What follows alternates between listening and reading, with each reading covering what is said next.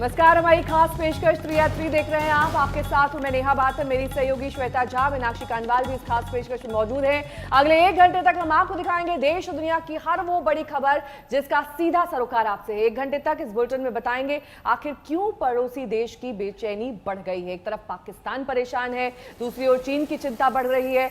10 देशों के naval exercise से कैसे चीन बेचैन हो गया है, ये भी आपको दिखाएंगे। बिल्कुल, और इसके अलावा और भी कई खबरें होंगी। चीन के अलावा आपको बता दें, चर्चा होगी उस खबर की भी जिसकी वजह से देश के कई राज्यों में इस वक्त सैलाब का सितम देखने को मिल रहा है। आपको हम बताएंगे कि गुजरात में कैसे कुदरत का कहर टूटा है। साथ ही जिक्र इस बात की भी होगी कि आफत के बीच कैसे लोग जिंदगी को बचा रहे हैं, उसकी जद्दोजहद कर रहे हैं। लेकिन आज की सबसे बड़ी और सबसे अहम खबर सुशांत मौत के मामले से जुड़ी है, जिसमें सुशांत के चचेरे भाई ने फिर से आज आत्महत्या पर सवाल उठाए। मुंबई पुलिस पर उन्होंने सवाल उठाए, लेकिन इन सब के बीच रिया चक्रवर्ती ने खुद और अपने वकील के जरिए तमाम आरोपों का जवाब आज तक को दिया है। इन तमाम खबरों को आप तक हम इस बुलेटिन में पहुंचाएंगे। आपको बता दें कि सुशांत सुसाइड केस में रिया चक्रवर्ती आरोपों के घेरे में है। उनका और उनके पूरे परिवार का नाम एफआईआर में दर्ज है। ईडी उनसे लगातार पूछताछ कर रही है। इन सब के बीच आज रिया चक्रवर्ती ने अपने वकील सतीश मान शिंदे के जरिए एक बयान जारी कर पूरे मामले पर सफाई पेश की है इंडिया टुडे को। रिया ने कहा है कि उन पर लगाए गए सारे आरोप बेबुनियाद हैं। आरोपों में घिरी रिया की माने तो सुशांत के खाते से रिया के अकाउंट में एक भी पैसा ट्रांसफर नहीं हुआ है।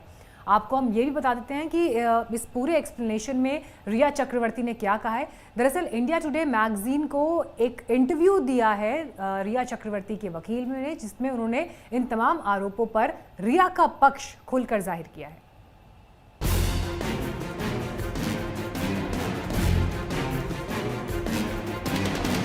We deserve to know the truth.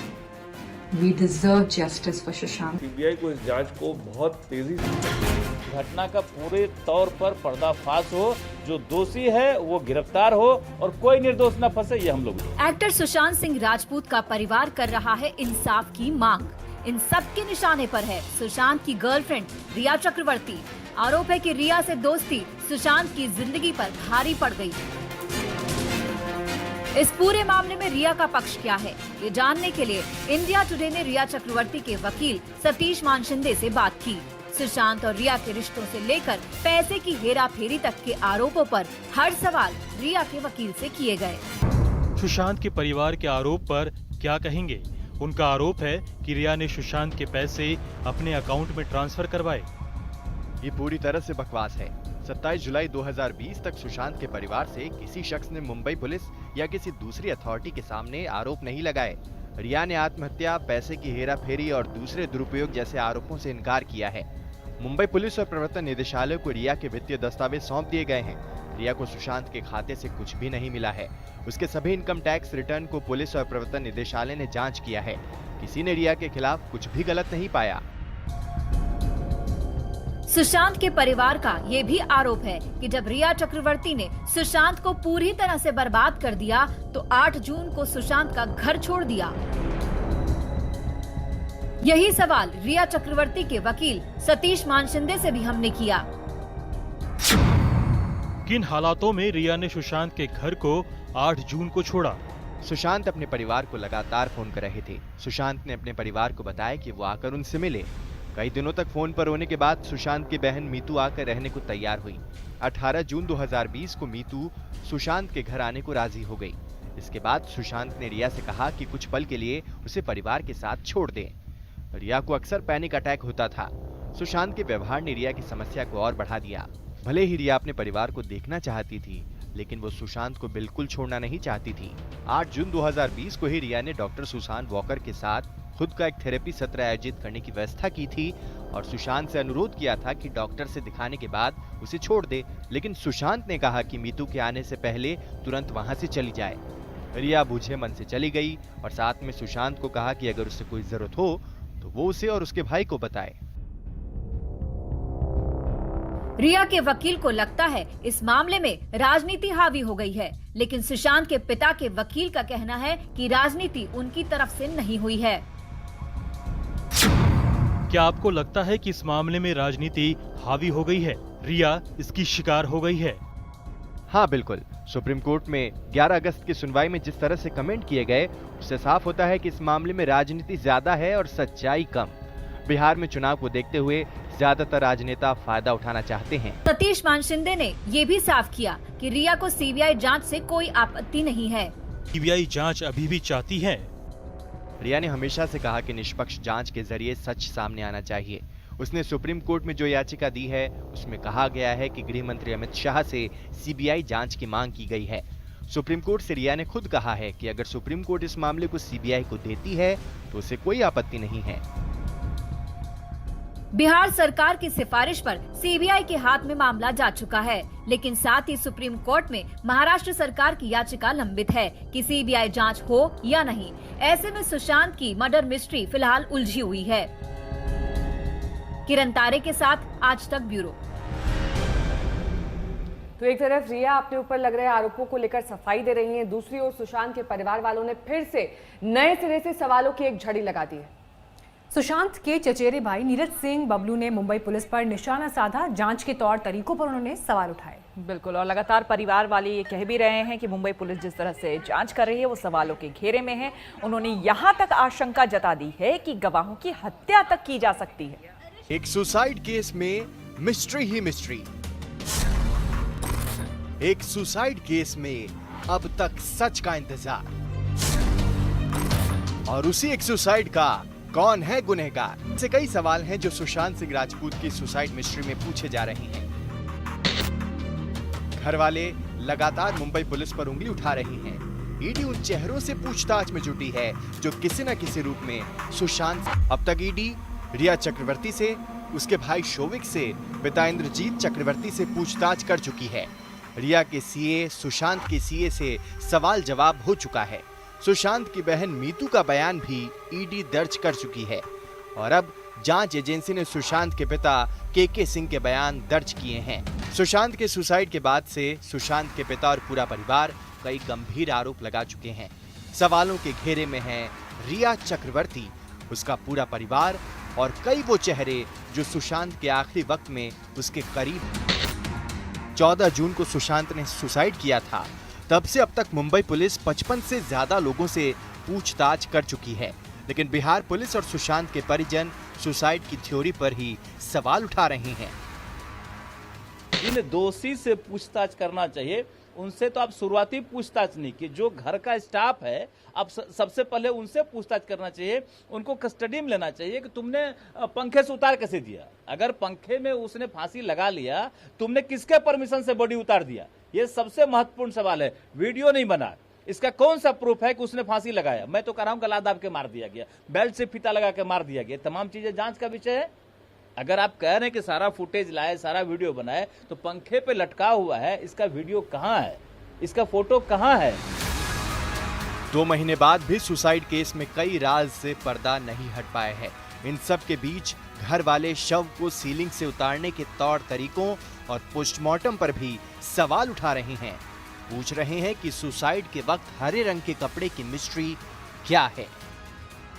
और हरा कपड़ा वो कौन सा कपड़ा है? जिस कपड़े से रुमाल टाइप का कपड़ा है, जिस कपड़े से हाथ मुंह पोछा जा सकता है, उससे आप कह रहे हैं कि फांसी लग जाएगा?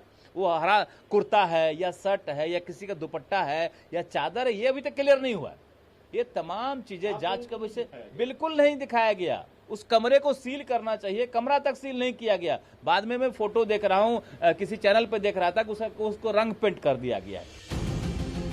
घर वालों का आरोप है कि सुशांत केस से जुड़े गवाहों को धमकी भी मिल रही है, लेकिन मुंबई पुलिस उन्हें सुरक्षा नहीं दे रही।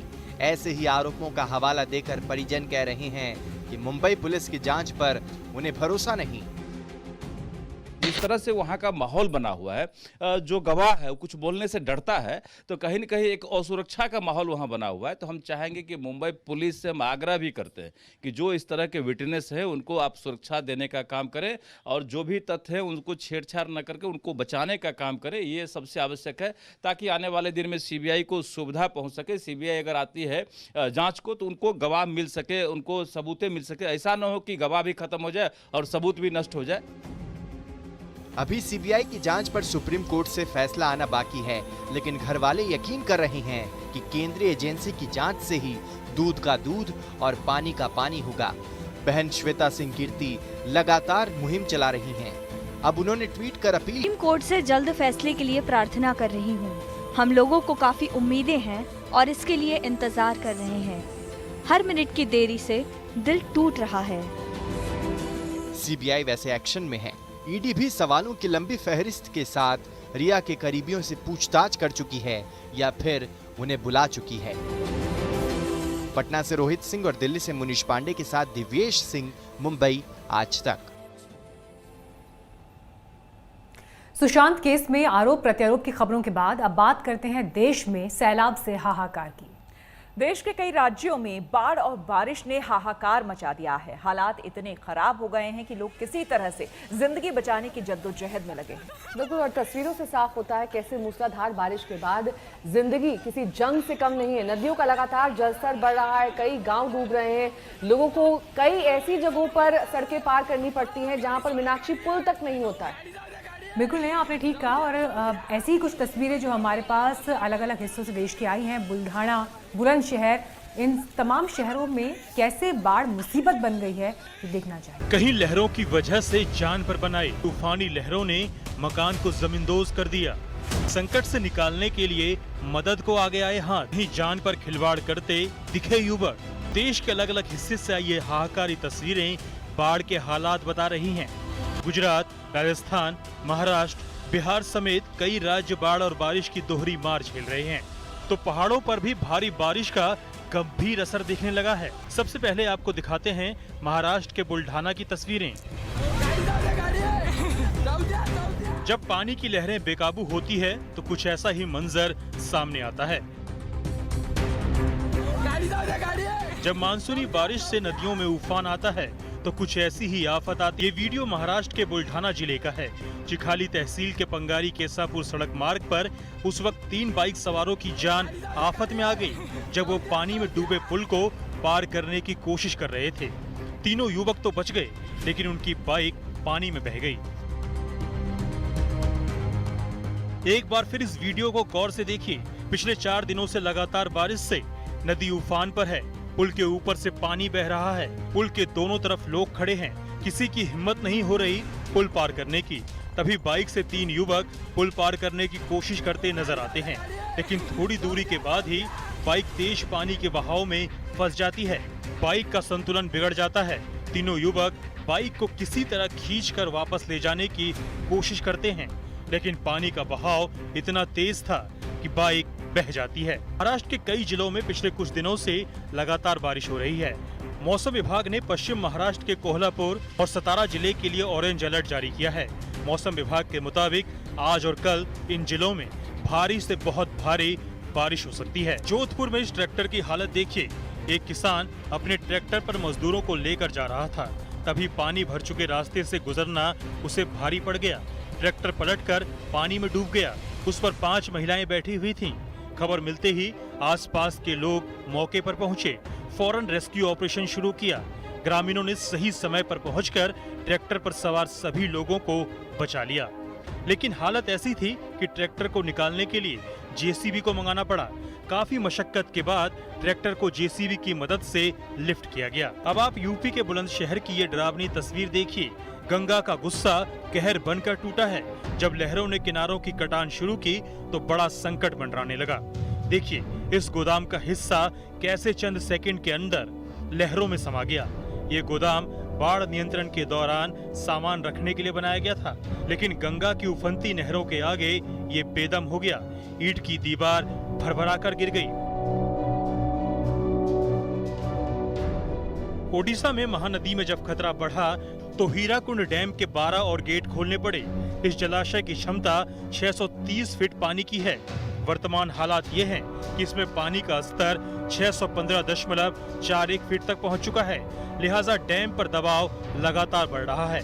इसे देखते हुए 12 गेट खोलने का फैसला किया गया। वहीं मौसम विभाग ने अलर्ट किया है कि 20 अगस्त तक राज्य के कई हिस्सों में भारी बारिश हो सकती है। जयपुर से अशोक शर्मा, भुवनेश्वर से मोहम्मद सूफियान, पुणे से पंकज खेलकर के साथ आज तक ब्यूरो। और बुलेटिन के इस हिस्से में अब हम बात करने जा रहे हैं दुनिया के सबसे बड़े नौसैनिक अभ्यास की। जी हाँ, ये ऐसा नौसैनिक अभ्यास है जिसे सुनकर, जिसके बारे में भी जानकर चीन की हालत खराब हो गई है, या फिर कह ले कि उसकी हालत पतली हो गई है। जिस समंदर में चीन हमेशा से ही राज करता रहा है, जिस समंदर में चीन अपनी ताकत के दम पर विस्तारवाद को बढ़ावा देता है, वही उसे घेरने की तैयारी है। अमेरिका की अगुवाई में प्रशांत महासागर में हवाई द्वीप के करीब यह अभ्यास चल रहा है। 31 अगस्त तक चलने वाले इस अभ्यास में तैयार होगा ब्लूप्रिंट। इसके जरिए ऐसी रणनीति बनाई जाएगी जिससे शी जिनपिंग की सनक का पक्का इलाज किया जाएगा। दक्षिण चीन सागर से बोरिया बिस्तर समेट कर भागने को मजबूर हो जाएगा चीन। टूट जाएगा उसका गुरूर, खत्म हो जाएगी उसकी अकड़। गरज रहे हैं जंगी जहाज, समंदर की लहरों में दौड़ रहा है करंट।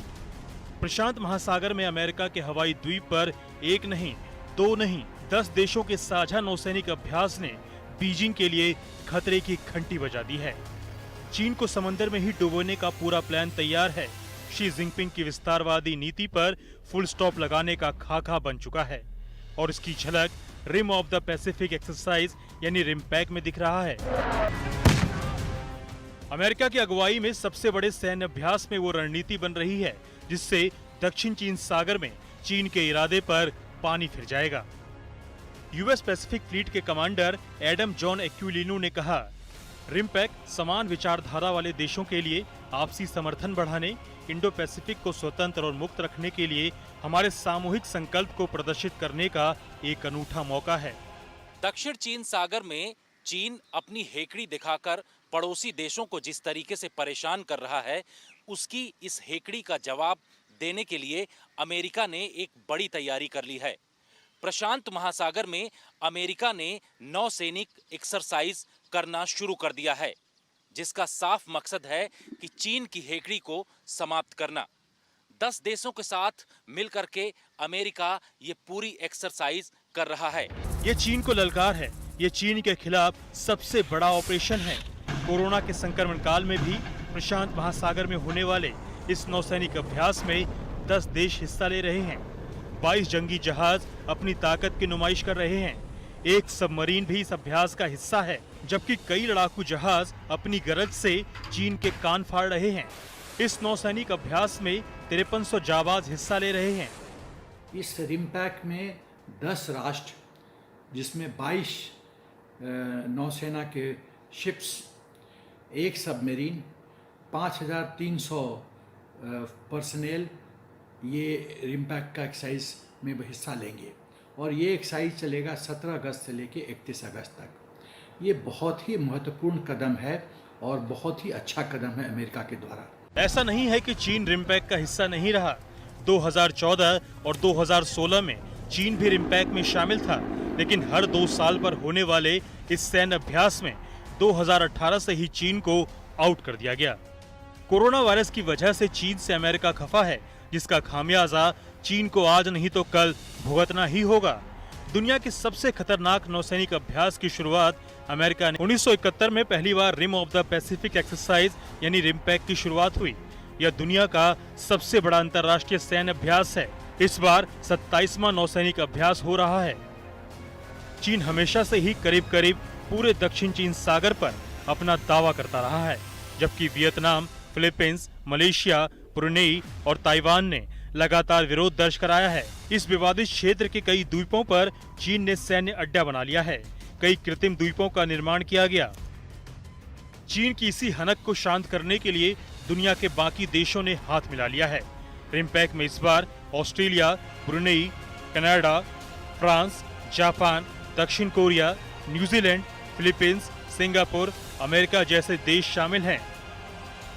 जाहिर है दुनिया भर में बदनाम चीन के लिए आने वाले दिन आसान नहीं है। उसकी लाइफलाइन को काटने की सरेआम तैयारी चल रही है। चीन दुम दबाकर बैठा है, उसके सामने फड़फड़ाने के अलावा कोई विकल्प नहीं। जितेंद्र बहादुर सिंह, दिल्ली, आज तक। पुरानी कहावत है, चोरी और ऊपर से सीना चोरी। चीन के हुक्मरान और उसकी सेना पर यह बिल्कुल सटीक बैठता है। पूर्वी लद्दाख में सरहद पर पीठ के पीछे खंजर घोंपने के बाद भी वो अकड़ दिखाने में बाज नहीं आ रहा है। चीन की इसी अकड़ को ढीली करने के लिए भारत ने जब करारा जवाब दिया तो उसके होश ठिकाने आ गए। दुनिया ने भी इस बात पर भारत की जमकर तारीफ की है और चीन को काफी कुछ सुनाया है। इस बार चीन को चिढ़ाने वाली खबर अमेरिका से आई है। व्हाइट हाउस ने भारत की तारीफ की है और साफ साफ कहा कि ट्रंप के राष्ट्रपति रहते भारत अमेरिका जितना करीब आया उतना इससे पहले कभी नहीं हुआ।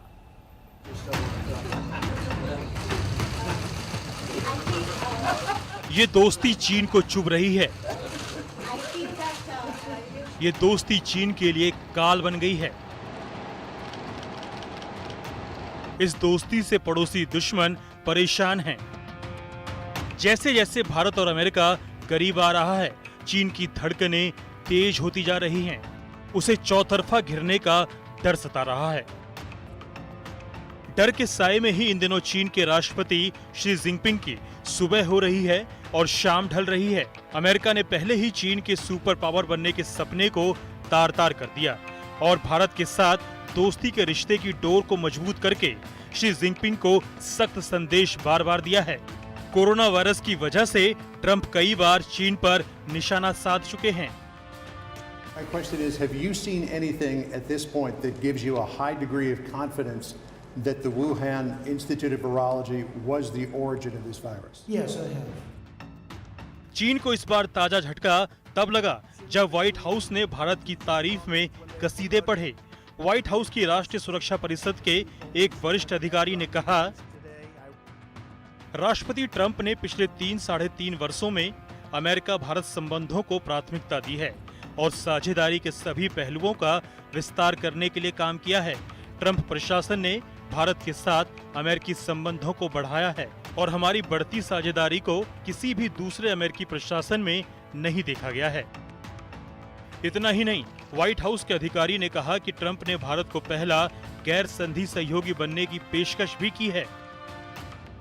अमेरिकी व्हाइट हाउस की तरफ से ये आधिकारिक बयान दिया गया है कि ट्रंप के कार्यकाल में भारत और अमेरिका के रिश्तों में काफी नजदीकी आई है।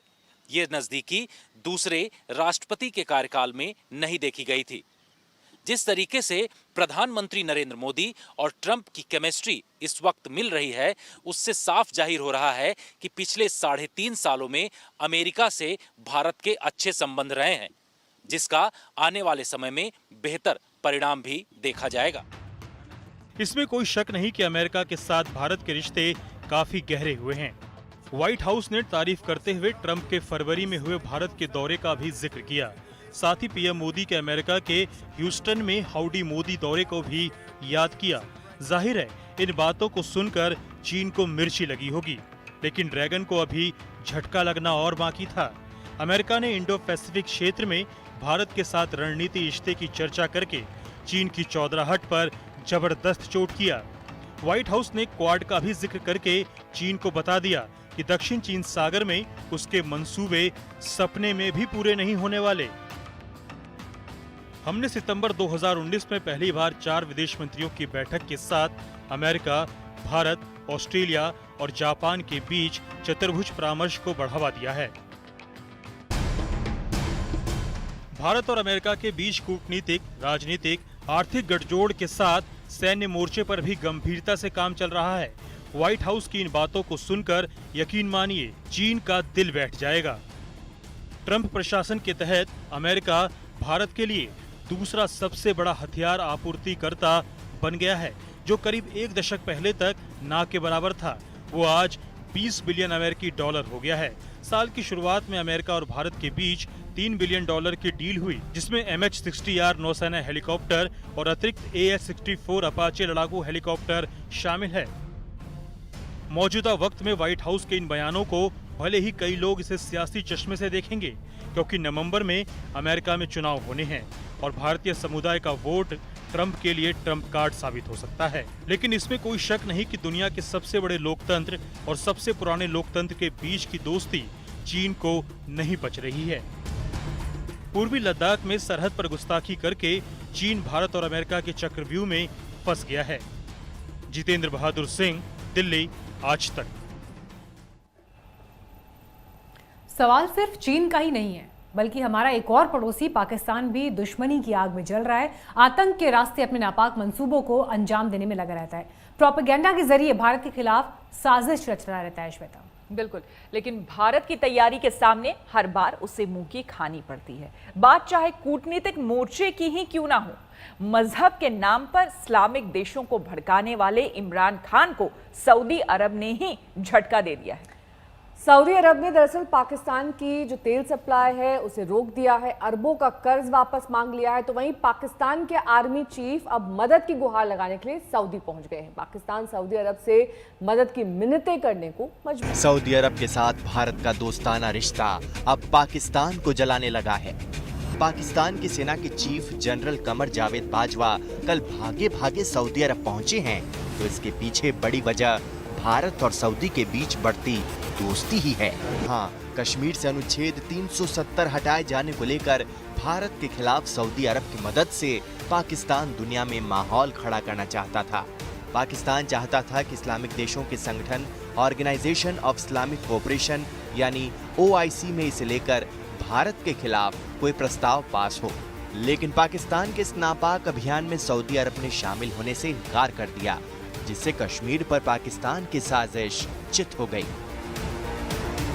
सऊदी अरब के इस रुख से पाकिस्तान को ऐसी मिर्ची लगी कि वहां के विदेश मंत्री शाह महमूद कुरैशी हत्थे से उखड़ गए।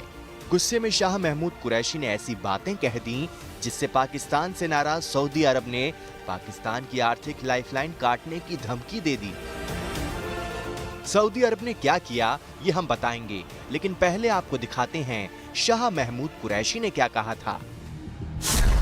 मैं एक बार फिर सम्मान के साथ OIC को विदेश मंत्रियों की काउंसिल की बैठक बुलाने का अनुरोध कर रहा हूं। अगर आप इसे आयोजित नहीं करते हैं तो मैं प्रधानमंत्री इमरान खान को उन इस्लामी देशों की बैठक बुलाने को कहने के लिए मजबूर हो जाऊंगा जो कश्मीर के मुद्दे पर हमारे साथ हैं और उत्पीड़ित कश्मीरियों का समर्थन करते हैं। सऊदी अरब समेत विदेशी कर्जों पर पलने वाले पाकिस्तान के विदेश मंत्री की ये बात सऊदी को बेहद नागवार गुजरी। सऊदी अरब हैरान था कि उसके कर्जों में दबा पाकिस्तान अब उसे सही गलत का पाठ पढ़ा रहा है। कुरैशी की बयानबाजी का तुरंत असर हुआ। सऊदी ने 2018 में दिए गए $3 अरब के कर्ज और 3.2 अरब के ऑयल क्रेडिट फैसिलिटी की मदद को वापस चुकाने के लिए कह डाला। उसने 2 बार में पाकिस्तान से $1 अरब चुकाने को कहा। यही नहीं, सऊदी अरब ने पाकिस्तान के साथ अपने रिश्तों को खत्म करने का ऐलान करते हुए कच्चे तेल की सप्लाई रोक दी। सऊदी अरब के सख्त फरमान से पाकिस्तान के होश ठिकाने आ गए। इमरान के मंत्रियों ने कुरैशी पर ऐसी बयानबाजी के लिए हमला बोला ही सेना भी एक्शन में आ गई, क्योंकि पाकिस्तान के लिए नाराजी मोल लेना मुश्किल नहीं था। लिहाजा नुकसान की भरपाई के लिए पाकिस्तानी सेना के प्रमुख जनरल कमर जावेद बाजवा कल भागे भागे सऊदी अरब पहुंचे। बताया जाता है कि उन्होंने सऊदी अरब के तमाम बड़े नेताओं से मुलाकात कर उन्हें मनाने की कोशिश की।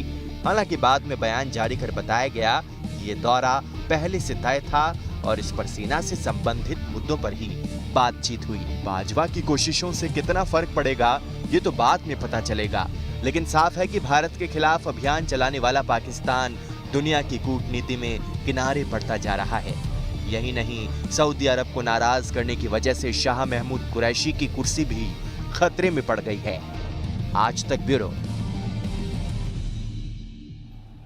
और इस वक्त की बड़ी खबर आपको बता देते हैं, IPL को अपना नया स्पॉन्सर मिल गया है। जी हां, ड्रीम 11 अब IPL का नया स्पॉन्सर होगा, जिसने 222 करोड़ में ये स्पॉन्सरशिप हासिल की है। कुछ दिन पहले ही चीन की कंपनी वीवो ने IPL की स्पॉन्सरशिप छोड़ दी थी, विड्रॉ कर लिया था उसे, जिसके बाद से ही BCCI को नए स्पॉन्सर की तलाश थी। अभी तलाश खत्म हो गई है, नया स्पॉन्सर मिल गया है। दौड़ में टाटा सन्स को भी पछाड़ दिया गया है और वीवो ने पहले ही स्पॉन्सरशिप को छोड़ दिया।